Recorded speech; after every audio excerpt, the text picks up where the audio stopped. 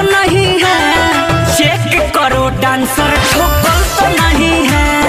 ए चंदन चंचल साले ठोकब ऐसा नू कि साले भोजपुरी इंडस्ट्री छोड़ के कहीं और ही उड़ जाइबो। साला इतना खतरनाक टेक्नोलॉजी कहाँ से लेके आओ तरस रे साला, कहाँ से साला गधा के गान में घुस के लाओ तरस ना यार। तोहन लोग समझ लोग कि साला जवान लड़की साला यहाँ से यहाँ तक आ गईल, वो आज ले बचल होई ठोकवाइला से नहीं।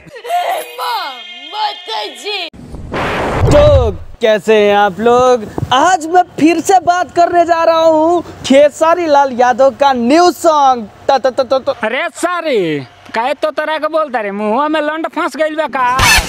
पेलब सार गेना जैसन छितरा जीबो, हमके पूरा मालूम बा। साले आज हम फिर से बात करे वाला बानी गाना चोर, मतलब खेसारी चाचा के नयका गाना तेल के बारे में। तो जो भी लोग नए आ गए हैं ना भैया, प्लीज चैनल को सब्सक्राइब कर दीजिए और वीडियो का लाइक कर दीजिए। तो चलो यार शुरू से शुरू करते हैं आज का ना अखंड वीडियो।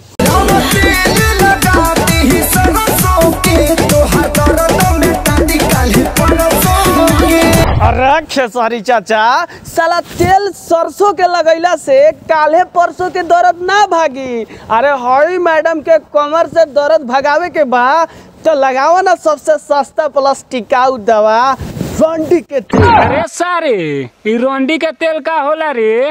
तोरा जाने के बा तो या जो खोपचो में सार तू नहीं तारा के समझावत नहीं, रोंडी के तेल लगा के।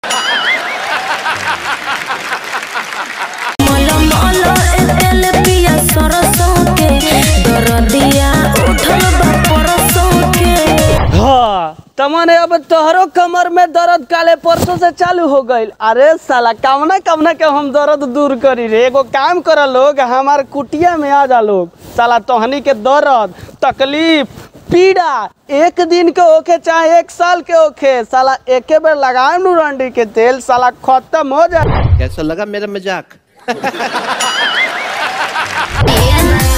झोला क्या खोला बटनिया कैमरा में का रे?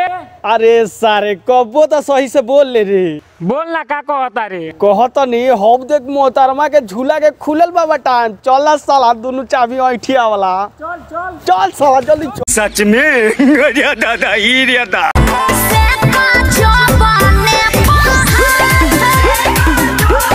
सेक जोबने पर हाथ बहिचोद। हम अपन झाट भरल जिंदगी में साला इतना खतरनाक गाना तो ना सुन ले रही कबो ना।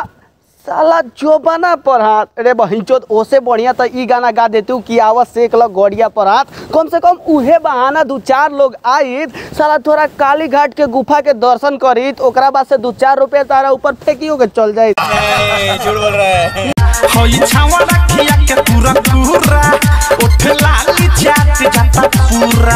अरे भोसड़ी सुने ने लगे आप साला, जब तू अपन ओठलाली अपन मरद से चटबेबे तो उ साला चटबे करी, जब साला तू ठोकबेबे तो दुनिया ठोकबे करी। साला बचबे तब नु अपन जवानी बची। आइंदा से ऐसा गाना पर गार हिलैलू तो साला पेल बेही जैसे ढिमलिया जइबू। प्यारी समझ गई।